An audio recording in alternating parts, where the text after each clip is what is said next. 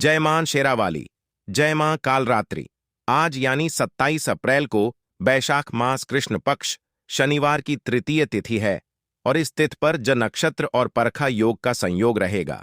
तो इस दिन इस विशेष उपाय को करने मत चूकना। गुरुजी कहते हैं, यदि आपकी कोई मनोकामनाएं हैं जो फी दिन परिपूर्ण नहीं होत कर लिए, बहुत उपाय को कर लिए, फिर भी नहीं आपकी मनोकामनाएं पूरी हुई, इस विशेष उपाय को कर लेना। आपकी अधूरी मनोकामनाएं परिपूर्ण हो जाएगी, जो चाहेंगे वो सब मिलेगा, है ना। पूज गुरुजी कहते हैं, यदि धन की बहुत समस्या है, पैसा पास में टिक ही नहीं रहा है, इधर से आता है उधर से चला जाता है, 100 कमाते हैं 200 खर्च हो जाते हैं, तो आज के दिन इस विशेष उपाय को आपको जरूर करना चाहिए।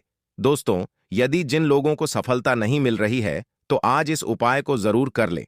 तरक्की के नए नए रास्ते खुल जाएंगे। इस पेड़ की जड़ में एक चीज को समर्पित कर देना, एक चमत्कारी मंत्र को बोलकर पूज्य गुरु जी के कथा से ही सुन के समझ के बड़े ही विस्तार से बताने की और समझाने की पूरी प्रयास करूंगा।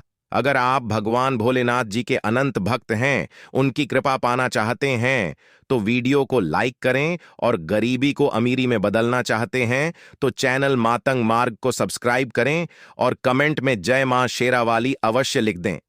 देखिए, इस पूरे वीडियो में पूज्य गुरु जी के बताए गए 3 बहुत ही खास उपाय को बताऊंगा। वीडियो को पूरा जरूर देखिएगा। पहला और दूसरा उपाय बहुत ही खास है और तीसरे उपाय को करने से आपका रुका हुआ पैसा मिलेगा और आपकी सारी समस्या समाप्त हो जाएगी, है ना। तो इस विशेष उपाय को आज के दिन जरूर कर लेना। समझ गई? चलिए तो पूज्य गुरु जी के बताए गए पहले उपाय को समझ लेते हैं कि इस उपाय को कैसे करना है, मिलेगा क्या, बेनिफिट क्या होगा, है ना। तो पूज्य गुरुजी ने इस उपाय को करने के लिए क्या क्या लेने के लिए बोले हैं। सबसे पहला चीज जो लेने के लिए बोले हैं वह है 1 चम्मच हल्दी। जी हां, आपको 1 चम्मच हल्दी को ले लेना है और आपको लेना है 9 काला तेल और आपको एक छोटे से कलश में जल को भर लेना है। जी हां, अपने घर से ही शुद्ध जल को भर लेना है। इस लोटे में इतना सामग्री को इकट्ठा कर लेना है। देखिए, आज के दिन इस सामग्री से इस विशेष उपाय को करने से आपका बहुत ही फायदा होगा, है ना। देखिए, इस उपाय को पूज्य गुरु जी ने सुबह में ही करने के लिए बोले हैं, भर में ही कर लेना है, यानी कि कल सुबह 11 बजे के पहले पहले ही इस उपाय को लेना है। पूज्य गुरु जी साथ में ये भी कहते हैं, यदि आप सुबह 11 बजे के अंदर अंदर नहीं कर पाए इस उपाय को, तो आप शाम को भी इस उपाय को कर सकते हैं। लेकिन जो लोग शाम को करेंगे उनको प्रदोष काल में करना है ना। जिनको नहीं पता है कि प्रदोष काल कब है, उनको बता देता हूं कि सूर्यास्त के 45 मिनट पहले और सूर्यास्त के 45 मिनट बाद के समय को प्रदोष काल कहते हैं। तो शाम को इसी 1.5 घंटे के बीच में आपको करना है। बहुत ही दुर्लभ का ये समय होता है, समझ गए। चलिए, अब इस सभी सामग्री को लेकर चले जाना है पीपल वृक्ष के नीचे। जी हां, देखिए, आपको उस पीपल वृक्ष के नीचे जाना है। जो पीपल का वृक्ष मंदिर के आसपास हो, मंदिर के अगल बगल हो, है ना। वैसे पीपल के वृक्ष के नीचे जाना है, या फिर आप ऐसे भी पीपल के वृक्ष के नीचे जा सकती हैं जो पीपल का वृक्ष सुनसान जगह पर हो, है ना, जहां पर ज्यादा शोर शराबा ना हो, है ना। और जब वहां जाएं तो बिना चप्पल के जाएं, नंगे पैर ही पीपल वृक्ष के नीचे जाना है। इस सामग्री को हाथ में लेकर इसी के साथ गुरुजी ने ये भी बोले हैं कि पीपल का वृक्ष आपसे बड़ा होना चाहिए।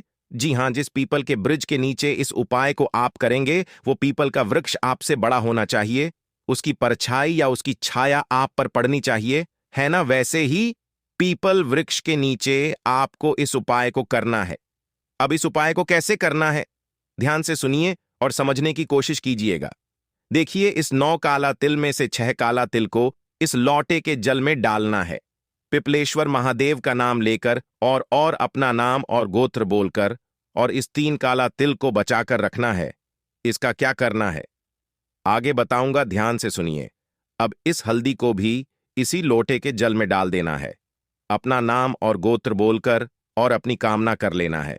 जो भी आपकी मनोकामनाएं हैं जिसे आप पूरा करना चाहते हैं, कोई हृदय की बात है उसे पूरा करना चाहते हैं तो उसको भी बोल देना है, प्रार्थना कर लेना है।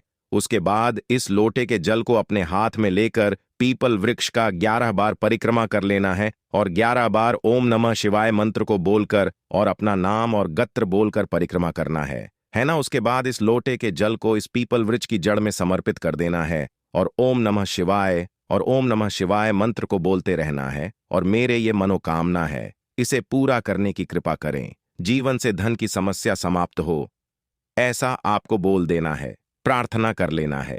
उसके बाद थोड़ा सा जल इस लोटे के जल में बचा लेना है।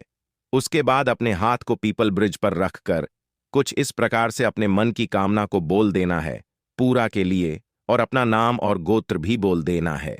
उसके बाद इस लोटे में जो थोड़ा सा जल को बचाए हैं उसे और इस 3 काला तिल को ले लेना है और लेकर चले जाना है अपने घर पर। वहां पर जाने के बाद इस लोटे के जल को अपने पूरे घर में छिड़क देना है और अपने पूर्वजों को याद कर लेना है, अपने पितरों को याद कर लेना है, और आपकी सारी समस्या समाप्त हो, घर से नकारात्मक ऊर्जा निकले, आपकी अधूरी मनोकामनाएं परिपूर्ण हो, ऐसा कामना लेना है अपने मन में ही, और अधूरी मनोकामनाएं जल्दी ही पूरी हो, ऐसा बोल देना है। और इस 3 काला तिल को अपने किचन में रखना है, जहां पर आप खाना को बनाती हैं वहीं पर रख देना है। जीवन कल्याण हो जाएगा, जीवन धन्य हो जाएगा, है ना। और आपकी अधूरी मनोकामनाएं परिपूर्ण हो जाएंगी। मेरे देव अधिदेव आपकी अधूरी मनोकामनाएं को पूरा करेंगे। इस उपाय में इतना शक्ति है कि आपकी अधूरी मनोकामनाएं परिपूर्ण हो जाएंगी, है ना। पूज्य गुरुजी कहते हैं, इस उपाय को जो भी लोग कर लेते हैं उनकी सारी मनोकामनाएं परिपूर्ण गढ़ हो जाती हैं। अब पूज्य गुरुजी के बताए गए दूसरे उपाय को समझ लेते हैं कि इस उपाय को कैसे करना है। तो आपको लेना है अक्षत यानी कि 21 चावल को ले लेना है, और चावल लेते समय एक बात का विशेष ध्यान देना है कि वो चावल कहीं से भी टूटा नहीं होना चाहिए, खंडित नहीं होना चाहिए। और आपको लेना है पीला चंदन। जी हां, आपको पीला चंदन को ले लेना है और आपको लेना है एक पात्र में शुद्ध जल।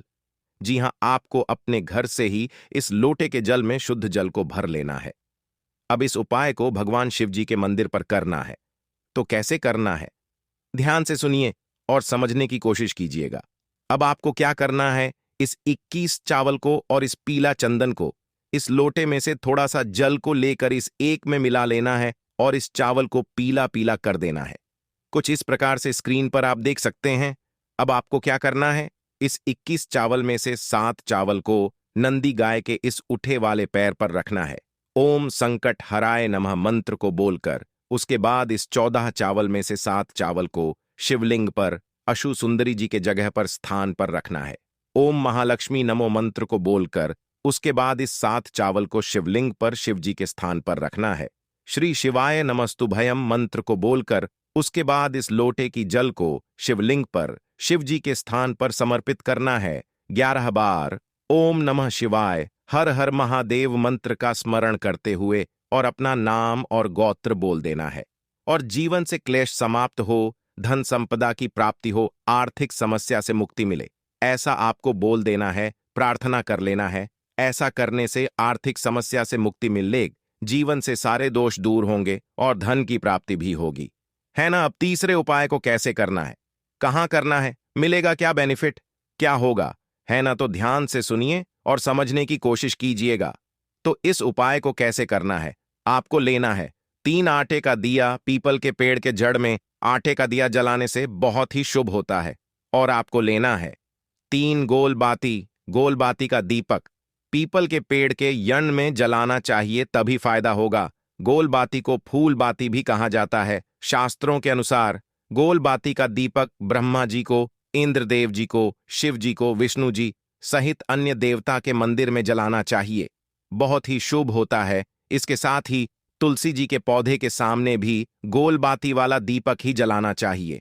गोल बाती जलाने से घर में स्थिरता आती है, जिससे मां लक्ष्मी घर में हमेशा वास करती हैं। इसके अलावा आप पीपल या वट के वृक्ष करते समय भी गोल बाती का ही दीपक जलाएं। और आपको तेल लेना है, सरसों का है ना, तो शुद्ध सरसों का तेल ले लेना है। और आपको लेना है 3 काली मिर्च। जी हां, दीपक में काली मिर्च डालने से बहुत ही लाभ होता है।